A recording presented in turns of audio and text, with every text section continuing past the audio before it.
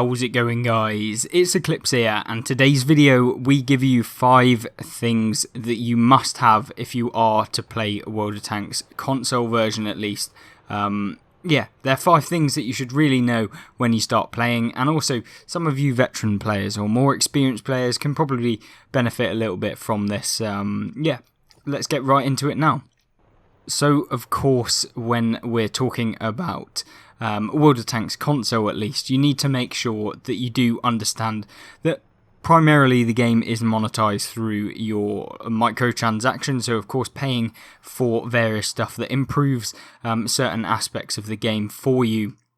Now, in terms of what that is, of course you have things like key cards which grant you additional gold and stuff like that with like loot boxes, etc.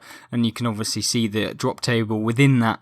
However, what you also get is things like premium time. As you can see right here, you can get up to 360 days of premium time. And the benefit of actually buying premium time, as you'll see in the top right hand corner, I have 270 days currently. That basically gives you a boost to 50% silver, 50% more tank XP, 50% more commander XP, and 50% more free XP after every match. So that is massive in terms of progressing you through the tech tree. And also, when you come up against some of the worst tanks within a tech tree, when you're grinding through, which of course is the various different nations, of course you get some stinkers in there when you're playing where you think this tank is absolutely garbage. And if you have premium time, there is no doubt about it, you will get through that stinking tank 1.5 times faster. And when you look at tanks like the Centurion 1 stock, you know my pain. This thing is awful when you first have it, and of course getting upgraded as fast as possible is something everyone wants to do. Now, I'm not saying that everyone should go out and purchase premium time, but what I am saying is that it definitely helps for those of you who are interested in purchasing it. You can get it on a discount generally for 50% off during Black Friday, so when that comes around in October time, I think it is, you can get it for about 12,000 gold, 13,000 gold, something around there, so it's a big discount on premium time. I wouldn't really recommend purchasing it otherwise, because it will cost you about £70 or about $90 for you in the US. Of course, think about that when you are playing the game. You could be progressing faster and having a more enjoyable game. When you compare it to something like World of Warcraft or something like that, where they go with a subscription kind of thing, based game, they cost you around £9 a month or something like that. So up to like 15 or something crazy like that. So if you take into account the monthly cost of having premium time, then I guess it is pretty worth it. And certainly when it goes on sale, it is definitely worth purchasing if you don't have it already and you want to invest time into the game consistently for the next year. Because of course, if you're only going to play for a month, then definitely don't buy 360 days of premium, because it will be worse for your bank account than, of course, paying for 30 days on its own. So let me know what you think about that. Obviously, everyone has their own opinions, but I think that is one of the best purchases in terms of investing into the game that you can probably do for the year. Of course, we've got a couple other things that you can do with your money should you want to within this video. Now, second thing, there is no doubt in my mind that you have to buy the season pass. If you genuinely play the game enough, you should probably invest, I think it's about £8 or something, maybe something like that, in order to buy the season pass. That is basically gives you the ability to purchase it, which you can do through this area. It comes up with like a get season pass or something. Costs 2,000 gold. Once you have the season pass, however, if you complete the season up to rank 100, which you can see on screen in just a second, you get premium tanks, which is super worth it. And of course, premium tank on its own, on a 50% discount, is like worth 7,000 gold on average if it's a tier 8. And you get the ability to get your gold back. So actually this season, as of the recording of this video, you can get 2,100 gold back from the season. So you put in 2,000, get 2,100 back if you get to rank 100, and you get a premium vehicle. In fact, you actually get 2 premium vehicles within this season. You get a ton of key cards, which grant you more gold as well, which is super, super helpful. And of course, the possibility of getting premium tanks out of the keycards as well, so don't forget about that. You also get tons of helpful stuff like the silver, the gold, you get all of the enhanced med kits which save you silver as well. And it means that you're going to have a much easier time of it when grinding through the season. And for those of you who purchase the Season Pass, you will be able to get extra challenges every week to enable you to get to Season Rank 100 faster. And yet again, if there isn't any more bonuses for buying the Season Pass, then you also get a 25% bonus to XP at the end of the season. And if you go past the levels, I think it's like level 110 on the Season Pass, because you can continue through the levels, you can then get an extra 25% to crew XP and also a 25% XP, free XP boost as well. So that's really, really crucial if you're going to be playing this game or investing time into it. And for those of you, even if you're a casual player, you will make your gold back.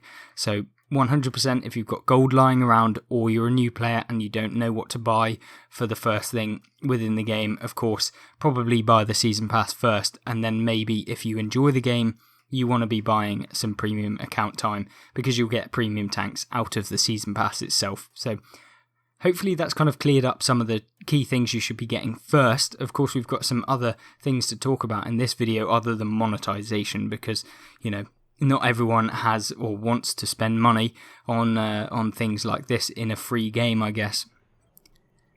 The third thing on this list is talking about what kind of tanks you want to be playing within the game, because let's not beat around the bush. No one wants to play an absolute garbage tank within World of Tanks console, at least I wouldn't, and hence why I've only really gone down some of the lines that really interest me, or at least give me a little bit of a challenge, because sometimes, you can play a pretty awful tank just to get to the next one, which is better. So in terms of how I play the game, of course, I think it's mainly, playing tanks that I enjoy playing. Some of them might be bad, some of them might be good, but testing them out is always good. So I think when you're going as a new player, or if you're maybe more experienced, you can test out some other things, but generally as a specific rule, you want to be picking a tank line that suits your kind of play style, and also a tank line that also suits your kind of wallet as well, because if you're playing a tank that requires you to fire a lot of premium, but you don't have premium time,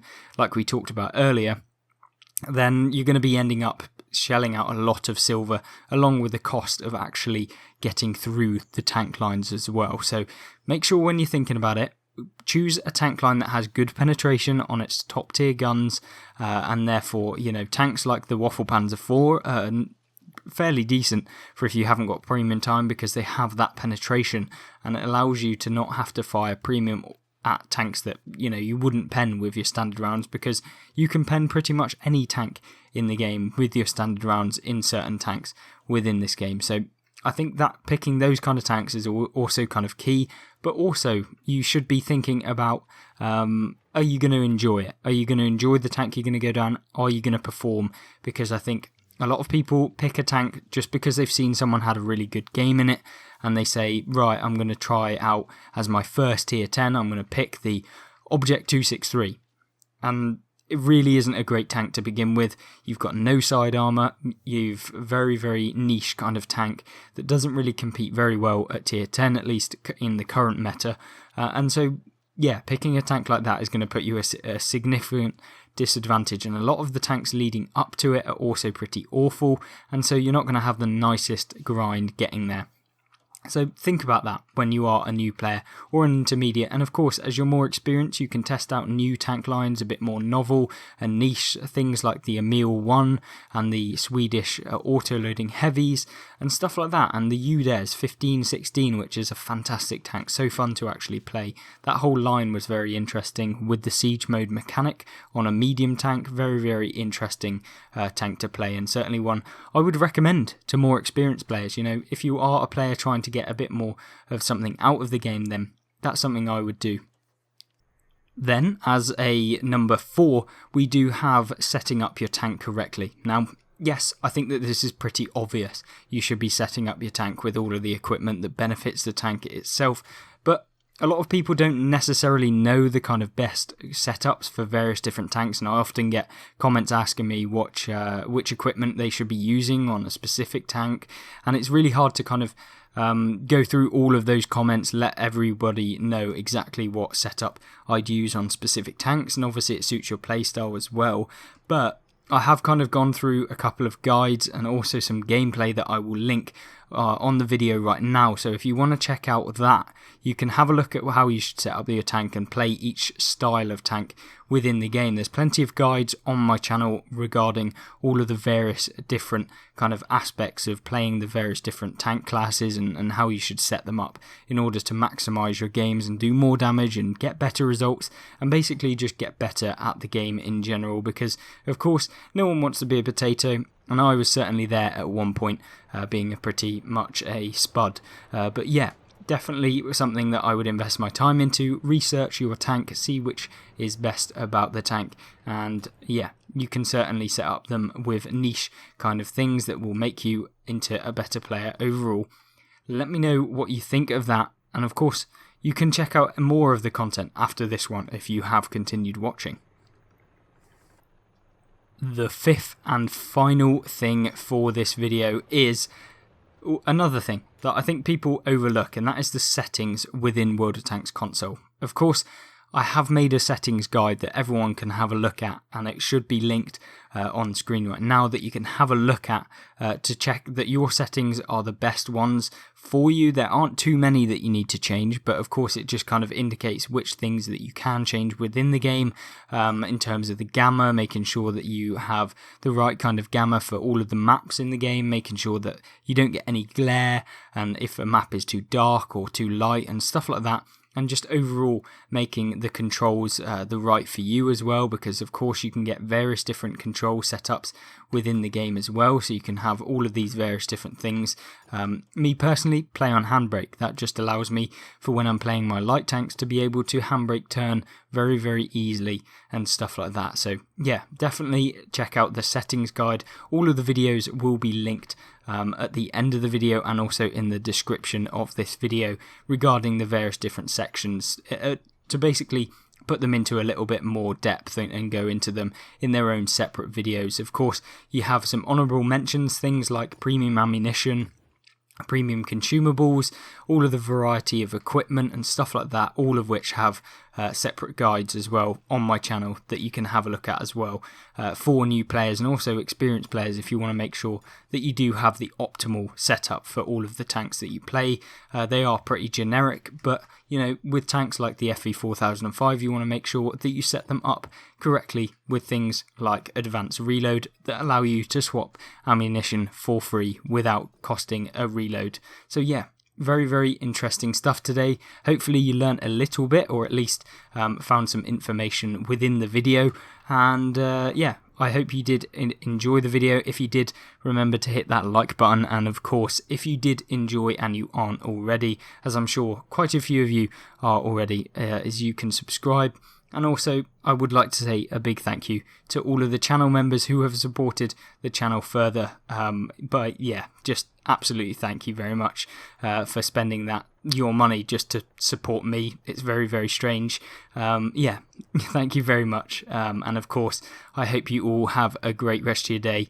And I hope to see you in the next video. Goodbye.